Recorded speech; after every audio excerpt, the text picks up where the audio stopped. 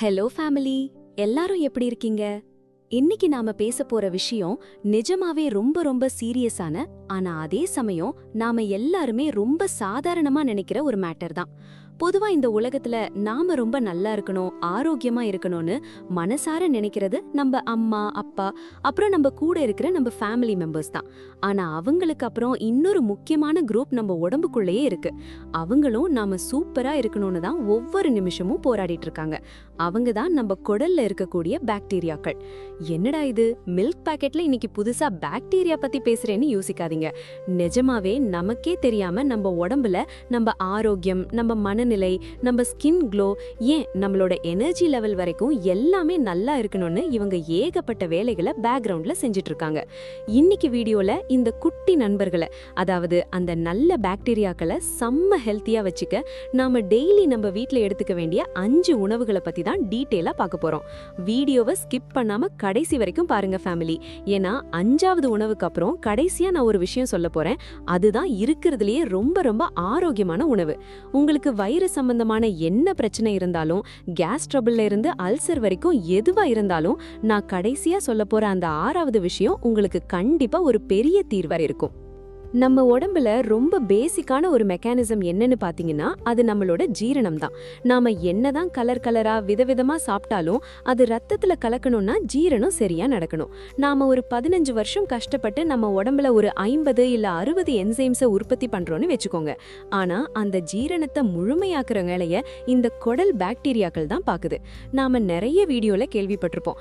ஏன் நானே கூட முன்னாடி சொல்லியிருக்கேன், நார்ச்சத்து அதாவது ஃபைபர் நிறைய சாப்பிடணும்னு. ஆனா இப்பதான் ஒரு முக்கியமான ட்விஸ்ட் இருக்கு.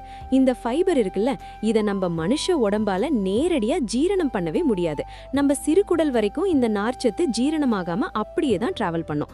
அதுக்கப்புறம் இது பெருங்குடலுக்கு போகும்போது தான் அங்க இருக்கிற நம்ம ஹீரோக்கள், அதாவது அந்த நல்ல பாக்டீரியாக்கள் சில ஸ்பெஷல் என்சைம்ஸை வச்சு இந்த ஃபைபரை பிரேக் டவுன் பண்ணும்.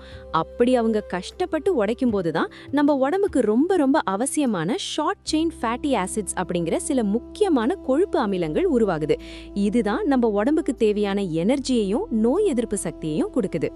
இன்னொரு செம்ம இன்ட்ரெஸ்டிங்கான விஷயம் சொல்றேன் கேளுங்க. நாம இப்போ சந்தோஷமா சிரிச்சு பேசுறோம், ஒரு மாதிரி ரிலாக்ஸ்டா இருக்கோம்னா அதுக்கு செரட்டோனின் அப்படிங்கிற ஒரு நியூரோ டிரான்ஸ்மிட்டர் தான் காரணம். இத ஹாப்பி ஹார்மோன்னு கூட சொல்லுவாங்க. நாம எல்லாரும் இது மூளையில தான் சுரக்குதுன்னு நினைச்சிட்டு இருக்கோம். ஆனா ஒரு பெரிய உண்மை என்னன்னா, 80% செரட்டோனின் நம்ம பெருங்குடல்ல தான் உருவாகுது. அப்ப யோசிச்சு பாருங்க, நாம எந்த மனநிலையில இருக்கணும், இன்னைக்கு நாம கோவமா இருக்கணுமா இல்ல ஜாலியா இருக்கணுமான்னு முடிவு பண்றது நம்ம மூளை கிடையாது, நம்மளோட குடல் தான். இதனால தான் சயின்ஸ்ல குடலை 2வது மூளை அப்படினே சொல்றாங்க. ஆக்சுவலா நம்ம மூளைக்கும் நம்மளோட குடலுக்கும் நடுவுல ஒரு பெரிய நேஷனல் ஹைவே ரோடு மாதிரி ஒரு கனெக்ஷன் இருக்கு. அங்க இருக்கிற சிக்னலை மேல கொண்டு வர்றதுக்கும் மேல இருக்கிற மெசேஜை கீழே கொண்டு போறதுக்கும் வேகஸ் அப்படின்னு ஒரு நரம்பு 24 மணி நேரமும் வேலை செஞ்சுட்டு இருக்கு. இந்த வேகஸ் நரம்பு பத்தி நாம இன்னொரு வீடியோல இன்னும் டீட்டெயிலா பார்க்கலாம். ஆனா இப்போதைக்கு நீங்க தெரிஞ்சுக்க வேண்டியது என்னன்னா, இந்த ரோடு கிளியரா இருக்கணும்னா, சிக்னல் கரெக்டா பாஸ் ஆகணும்னா நம்ம பெருங்குடல்ல உருவாகிற அந்த செரட்டோனின் ரொம்ப முக்கியம். நம்ம குடல் பாக்டீரியாக்கள் சூப்பரா வேலை செஞ்சாதான் இந்த ஹார்மோன் ப்ரொடக்ஷன் கரெக்டா இருக்கும்.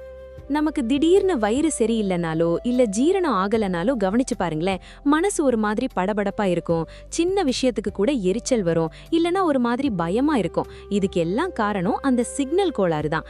நம்ம குடல்ல நல்ல பாக்டீரியாக்களும் இருக்கும், அதே சமயம் வில்லன் மாதிரி கெட்ட பாக்டீரியாக்களும் இருக்கும்.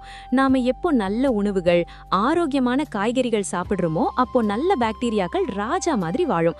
ஆனா நாம எப்போ இந்த வெள்ளை சர்க்கரை, ரொம்ப இனிப்பு, அப்புறம் கடையில விக்கிற அந்த பழைய எண்ணெயில பொரிச்ச ஜங்க் ஃபுட்ஸ் இதெல்லாம் அதிகமா சாப்பிடுறோமோ அப்போ நம்ம நல்ல பாக்டீரியாக்கள் பாவம் செத்து போயிடும். கெட்ட பாக்டீரியாக்கள் அதிகமாகி நம்ம உடம்ப மொத்தமா ஆக்கிரமிச்சிடும். நீங்க ஒரு தலைவலிக்கு மாத்திரை சாப்பிட்டா கூட அந்த மாத்திரை உள்ள போய் வேலை செய்யணும்னா இந்த பாக்டீரியாக்கள் அதை கரெக்டா பிரேக் டவுன் பண்ணணும். நாம இப்போ இளமையா இருக்கணும், சீக்கிரம் வயசாக கூடாதுன்னு ஆன்டி ஆக்சிடென்ட்ஸ் பத்தி நிறைய பேசுறோம்ல, அந்த ஆன்டி ஆக்சிடென்ட்ஸை உணவுல இருந்து பிரிச்சு எடுத்து அதை நம்ம செல்களுக்கு கொண்டு போய் சேர்க்கிற வேலையையும் இந்த பாக்டீரியாக்கள் தான் செய்யுது. ஆனா நாம என்ன பண்றோம் தெரியுமா? நாமளே தெரியாம டெய்லி இந்த பாக்டீரியாக்களை கொன்னுட்டு இருக்கோம். எப்படின்னு கேக்குறீங்களா? நாம சாப்பிடுற காய்கறிகள்ல இருக்கிற பூச்சி மருந்து, நம்மள சுத்தி இருக்கிற பொல்யூஷன், நாம குடிக்கிற தண்ணி, இது எல்லாமே அவங்களுக்கு எதிரிதான். அது மட்டும் இல்லாம நாம ரொம்ப ஸ்ட்ரெஸ் ஆகும்போது நம்ம குடல் பாக்டீரியாக்களும் சேர்ந்து ஸ்ட்ரெஸ் ஆகும். முக்கியமா இந்த ஆன்டிபயோட்டிக்ஸ் மாத்திரைகள், உடம்புல ஏதோ ஒரு சின்ன இன்ஃபெக்ஷனுக்கு நாம எடுக்கிற அந்த மாத்திரை கெட்ட கிருமிகளை கொல்லும் போது கூடவே சேர்த்து நம்மளோட நண்பர்களான நல்ல பாக்டீரியாக்களையும் அழிச்சிடுது. அப்புறம் இந்த ரோட்டோரத்துல இருக்கிற அன்ஹைஜீனிக் உணவுகள், புகைப்பிடிக்கிற பழக்கம், ஆல்கஹால், இதெல்லாம் இந்த பாக்டீரியாக்களை நிம்மதியா வாழவே விடாது. இதனாலதான் நமக்கு முழங்கால் வலி, ஆர்த்ரைட்டிஸ், சர்க்கரை நோய், ஏன் கேன்சர் வரைக்கும் வர்றதுக்கு நம்ம குடல் ஆரோக்கியம் கெட்டு போறதுதான் மூல காரணமா இருக்கு. நீங்க ரொம்ப நாளா வெயிட் லாஸ் பண்ண ட்ரை பண்ணிட்டு இருக்கீங்க, ஆனா என்ன பண்ணாலும் வெயிட் குறையவே மாட்டேங்குதுன்னா கண்டிப்பா உங்க குடல் பாக்டீரியாக்கள் ஒரு பேலன்ஸ் இல்லாம இருக்குன்னு தான் அர்த்தம். இப்போ நாம விஷயத்துக்கு வருவோம். உங்களை ரொம்ப மொக்க போட்டு போர் அடிக்க விரும்பல. நேரடியா நம்ம குடலை பாதுகாக்க நாம என்னென்ன சாப்பிடணும்னு பாத்துடலாம். லிஸ்ட்ல முதல்ல இருக்கிறது நம்ம எல்லாருடைய வீட்லயும் இருக்கிற பெரிய வெங்காயம்.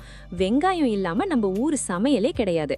ஆனா சமைச்சு சாப்பிடுறத விட நீங்க மதியம் சாதம் சாப்பிடும்போது ஒரு கால்வாசி வெங்காயத்தை பச்சையா கடிச்சு சாப்பிடுற பழக்கத்தை வச்சுக்கோங்க. இதுல இருக்கிற ஃபைபர் ஒரு ப்ரீபயோட்டிக் அப்படின்னு சொல்லுவாங்க. அதாவது இது நம்ம குடல்ல இருக்கிற நல்ல பாக்டீரியாக்களுக்கு ஒரு செம்ம விருந்து மாதிரி. இத சாப்பிட்டு அந்த பாக்டீரியாக்கள் நல்லா பெருகும், அதே சமயம் கெட்ட பாக்டீரியாக்களை அழிச்சிடும். இதுல ஆன்டி இன்ஃப்ளமேட்டரி ப்ராப்பர்ட்டிஸ் அதிகமா இருக்கு. நம்ம உடம்புல இருக்கிற தேவையில்லாத வீக்கங்களை இது குறைக்கும், ரத்த சர்க்கரை அளவை கண்ட்ரோல்ல வைக்கும். இந்த 20-30 வயசுல வர்ற மூட்டு வலி, அப்புறம் ஸ்கின் சுருக்கம், இதெல்லாம் வராம இருக்கணும்னா தினமும் கொஞ்சம் பச்சை வெங்காயம் சாப்பிடுங்க. அதுவும் இல்லாம வெங்காயத்துக்கு அந்த காலத்துல இருந்தே கிருமி நாசினி குணம் இருக்குன்னு நமக்கு தெரியும்ல, அது நம்ம எதிர்ப்பு சக்தியை பல மடங்கு அதிகமாக்கும். வைட்டமின் சி இதுல கொட்டி கிடக்கு. சோ நாளையில இருந்து உங்க தட்டுல ஒரு சின்ன துண்டு பச்சை வெங்காயம் கண்டிப்பா இருக்கட்டும். அடுத்ததா நாம பார்க்க போறது வாழைக்காய். என்னது வாழைக்காயான்னு ஷாக் ஆகாதீங்க. உருளைக்கிழங்குக்கு பதிலா நீங்க அடிக்கடி வாழைக்காயை சமையல்ல சேர்த்துக்கலாம். இதுல பொட்டாசியம், வைட்டமின் B6, வைட்டமின் Kன்னு சத்துக்கள் ஏராளம். இதோட கிளைசெமிக் இண்டெக்ஸ் ரொம்ப ரொம்ப கம்மி. அதனால சர்க்கரை நோய் இருக்கிறவங்க கூட பயப்படாம சாப்பிடலாம். இதுவும் ஒரு சூப்பரான ப்ரீபயோட்டிக். நம்ம குடல் ஆரோக்கியத்துக்கு இது ஒரு பெரிய சப்போர்ட்.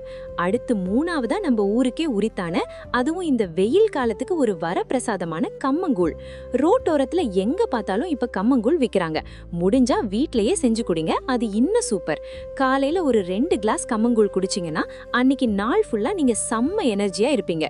இது ஒரு நேச்சுரல் ப்ரோபயோட்டிக், அதாவது இதுல ஏற்கனவே நல்ல பாக்டீரியாக்கள் தயாராயிருக்கும். இத குடிக்கிறது மூலமா நேரடியா உங்க குடலுக்கு ஒரு பெரிய ராணுவத்தையே அனுப்புற மாதிரி அர்த்தம். மலச்சிக்கல் பிரச்சனை இருக்கிறவங்களுக்கு இது ஒரு அருமருந்து.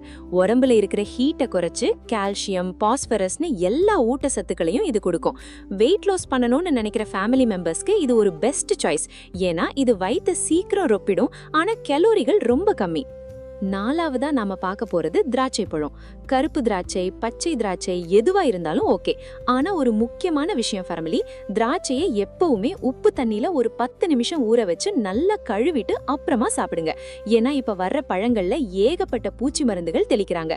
அது நம்ம குடல் பாக்டீரியாக்களை பாதிச்சிடக்கூடாது. திராட்சை ஒரு அற்புதமான பழம், ஆனா நாம அதை ஒரு சாதாரண பழமா நினைச்சு விட்டுடுறோம். இதுல இருக்கிற பாலிஃபீனால்கள் கேன்சர் வராம நம்ம உடம்ப பாதுகாக்கும். பொட்டாசியம், வைட்டமின் சி, வைட்டமின் Kன்னு இதுல இல்லாத சத்துக்களே இல்ல.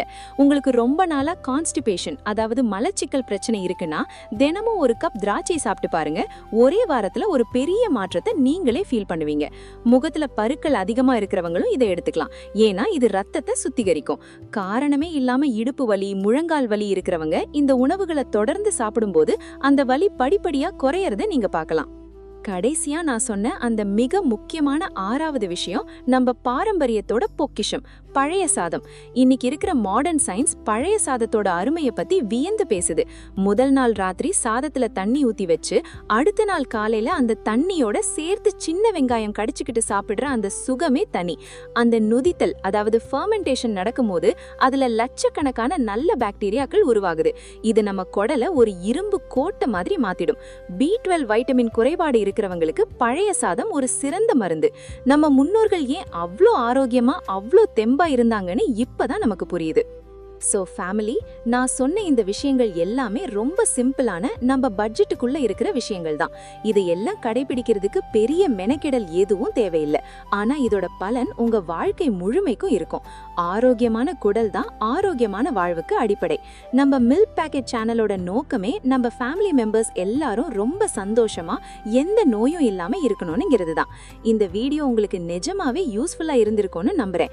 இதுல நான் சொன்ன டிப்ஸ்ல உங்களுக்கு எது ரொம்ப பிடிச்சிருக்குன்னு காமெண்ட்ல சொல்லுங்க. அதே மாதிரி உங்க ஃப்ரெண்ட்ஸ் அண்ட் ரிலேட்டிவ்ஸ்க்கும் இந்த வீடியோவை ஷேர் பண்ணுங்க. அவங்களும் தெரிஞ்சுக்கிட்டோம். நீங்க இன்னும் நம்ம சேனலை சப்ஸ்கிரைப் பண்ணலனா மறக்காம பண்ணிடுங்க. உங்களோட சப்போர்ட் தான் எனக்கு அடுத்தடுத்த வீடியோக்கள் பண்ண பெரிய எனர்ஜியை கொடுக்குது. இவ்ளோ நேரம் பொறுமையா இந்த வீடியோவை பார்த்தவங்க எல்லாருக்கும் ரொம்ப பெரிய தேங்க்ஸ். அடுத்த ஒரு சூப்பரான பயனுள்ள தகவலோட உங்களை நான் மீட் பண்றேன். அது வரைக்கும் எல்லாரும் ரொம்ப சேஃபா, ஹாப்பியா, ஆரோக்கியமா இருங்க. Tata bye bye family.